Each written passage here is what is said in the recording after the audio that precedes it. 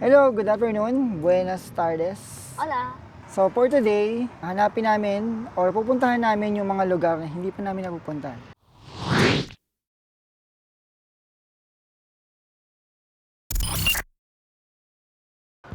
It's a Sunday afternoon. Time now is 6:50. Almost 7 pero as you can see, maliwanag na maliwanag pa din at medyo mainit ang araw. So we're going around looking for tourist spots or historical spots that we have been seen here in Oviedo. Yes. Kasama ko ulit sa trip namin. Actually, ito na yung isa. Yes. We're near Fuente de Foncalada. Ah. Fuente de Foncalada. Tell us There. about this Puente de Foncalada. Oh, this is a fountain, sabi dito. So according kay Google, this is made around about 16th century. Yes. A fountain of potable water. At pwedeng bumaba, dear. Yeah.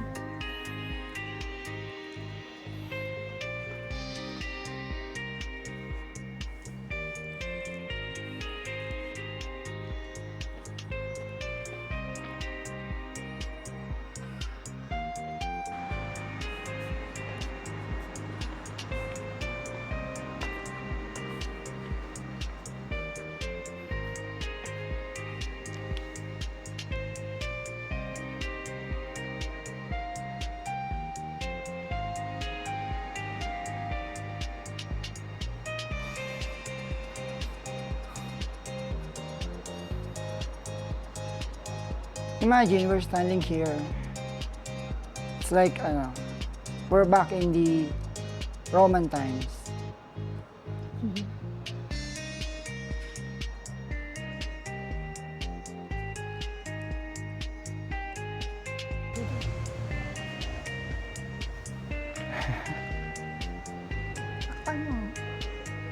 There.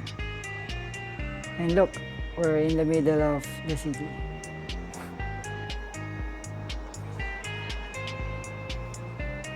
I wonder kung ano itsura nito before, no? Let's research nga how this historical landmark looks like before.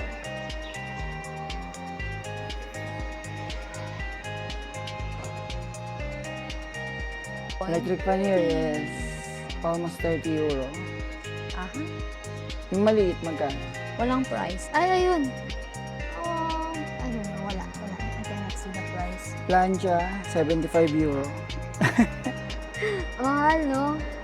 But that's big kasi yan. We're in the area that we haven't been to. Yeah.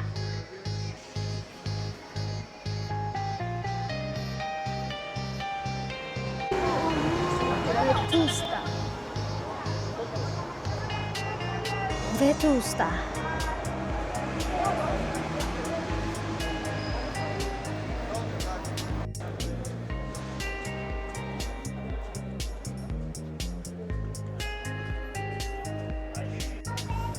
Okay, may trupo. The Yeah. official dog of Oviedo. Naanuhan siya ng anino mo. Hmm. Ayan. Ano po, pero hindi Oviedo. Now, walking now here in Uria. Kale Uri. Kay Uria. That's when the local taught us how to pronounce because before it's Uria. Uria. Ah, Uria. Uria. Uria. Or in, kita ba? Buendia. Yeah. Buendia.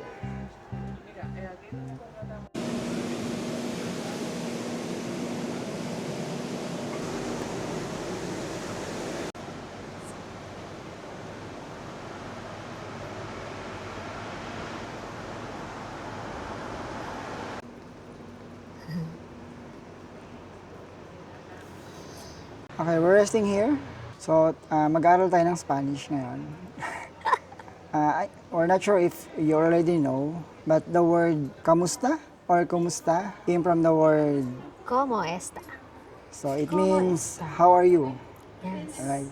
From kamusta to kumusta. I don't know, what's the standard tag? I think it's being used both in both, Both, words. no? Yeah. Kamusta or kumusta. Yeah, kamusta ka? Kamusta? So it's like a greeting. How are you? Yeah. How are you? Kumusta? So ngayon alam niyo na doon ang galing yung pagbati ng Pilipino. From the word como esta. Como esta? Ano pa? Ano pang word ang ginagamit natin? Bueno. Bueno. Bueno. So in the Philippines, we use it as like a transition word. Like pag gusto mo na umalis, gusto mo na magpaalam, bueno. Right? Yeah. Here, bueno means Good. or well. Well, Well then, so, bueno. Bueno.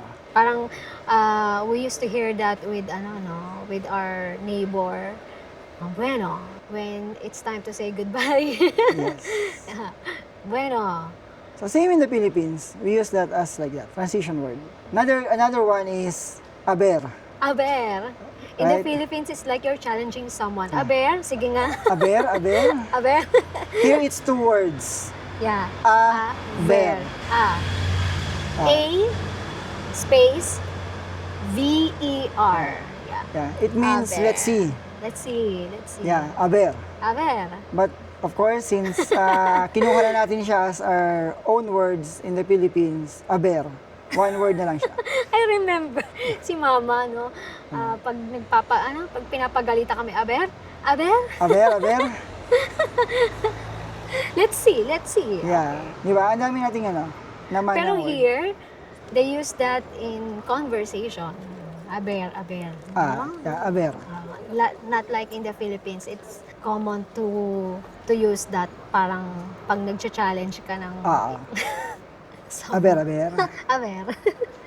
Another word na niram din natin, at malamang hindi nyo to alam na Spanish to. Yeah. Ayan. Anong word yan? Lugar. Lugar. Lugar. I don't know if it's pronounced lugar or ano ba? Lugar? Well, here in Spain kasi, parang they're so particular in sa pronunciation. Yes. I don't know if we can confirm later. Lugar. Ay, kasi Lugar minsan or- kasi may double R pa. Lugar. Yeah. Lugar. May diin ba sa R? Lugar. Yeah.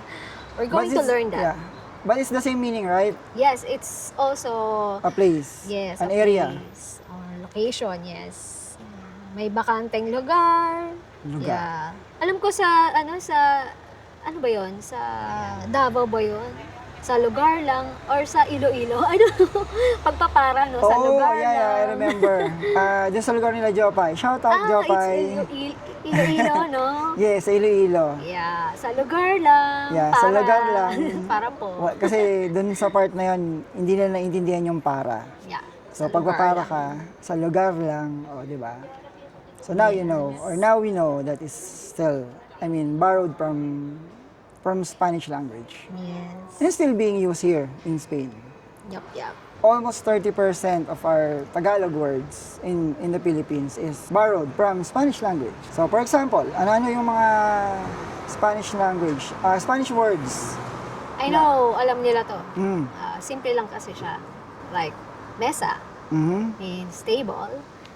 So, silya, Silya, chair. So, kutsara, tinidor, yeah. Relos. relos, Clock, sapatos, sapatos, shoes. Kwarto. kwarto. Do may another term sila here for kwarto or room, habitasyon. Habitasyon. Yeah. Kandila, bintana, papel. Papel is papel. Lapis. Lapis, Oh, teka lang. kusina. Kitchen. Yeah. And I don't know kung ginagamit pa to madalas sa school, pero how we count numbers? Yeah. Not the isa, dalawa, tatlo. No. No. The uno, Uno, dos, dos, tres, tres, cuatro, cuatro. cinco. Yes. So that's how we count number. Same din. Same here in Spain. May maingay. May maglilinis.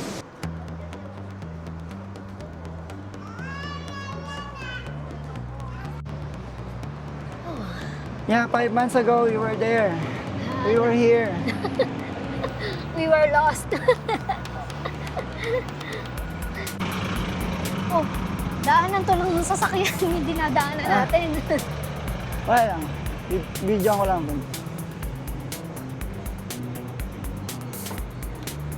Dito kami ngayon sa stasyon. Stasyon ng tren, basically. Mhm. Last March 2025, dumating kami rito. Marami kami dalang gamit at hindi namin alam kung saan kami sasakay ng bus. We're back here. Summer. Spring pa tayo nung pumunta dito eh. Pumunta tayo dito nung Palastas. Simana Santa? Or, yeah. Right. Ano nga ang title na to? Title. What's the name of that obra or masterpiece? S. Dali.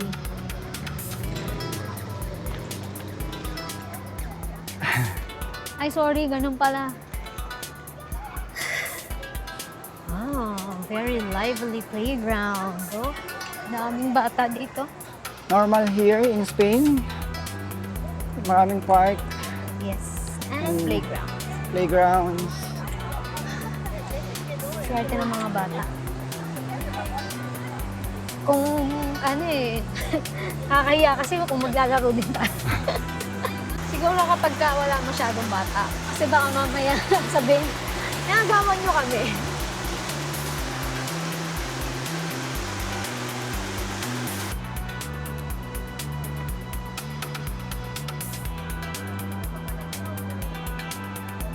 So ano pa ang mga words na hiniram natin from Spain? Oh! Like the name of each day and the week. Yeah. Yeah, baka hindi- Lunes. Lunes, Martes, Miyerkules, Miyerkules, Huwebes, Huwebes, Biyernes, Sabado. No, here it's Domingo. Domingo. Yeah, in Bicol? Yeah, in Bicol. Domingo. Wow. Ano pa? Cerrado. Cerrado, yes. means sarado. Sarado. Yeah, I think we converted to Sarado. Here it is spelled Cerrado, like C-E-R, Double R, I think. double R ba? Yeah. Cerrado.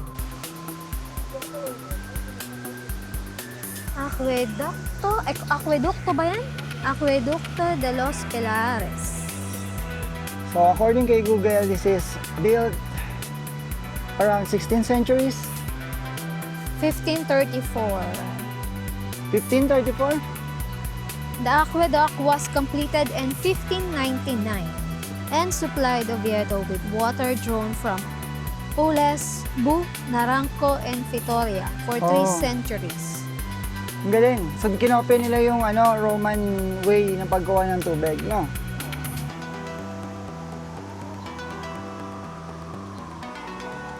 Sarap naman, no? Tapos ang harap nila is park. Yeah, for sure. Mahal. But still, I prefer yung green space.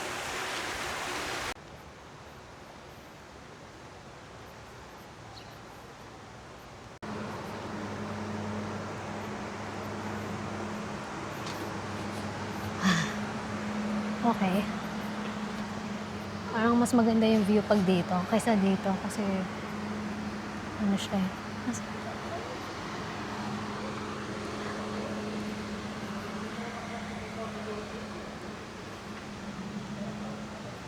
Saan ang tawag ulit dito? Aqueduct. Aqueduct. Masyado tayo malayo. Lapit tayo. Ayan, malapit na ba kami? Arches. Out of that, 5 na lang.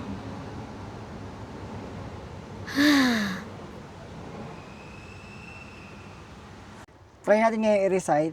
Ask natin si ChatGPT kung paano yung alphabet ng Spanish. Hi ChatGPT, can you recite the alphabet in Spanish? Absolutely.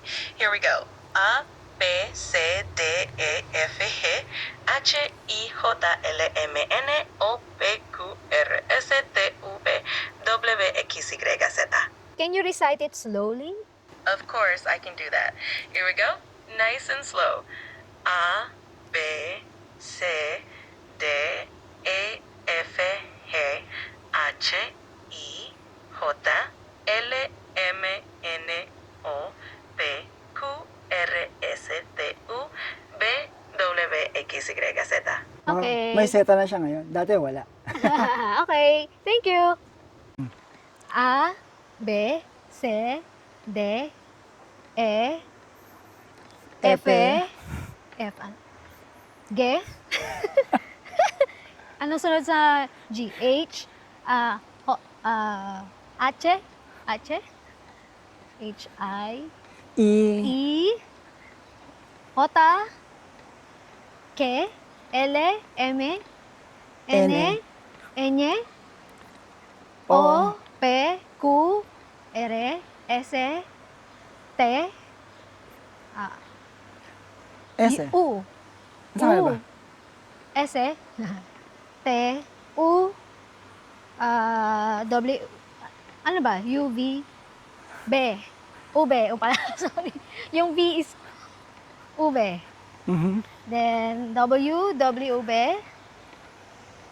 W, X, X. Y is Y, and Y. Y. Then, Z is Theta. Theta. That's how you pronounce. Sige nga, ikaw nga. Theta. Teta. He's having a hard time pronouncing that. Theta. Theta. Teta. Kailangan medyo bulol ka. Seta. Theta. Well, that's the right pronunciation here in Spain. No? Theta. Theta. Oh, I'm going to perfect that someday.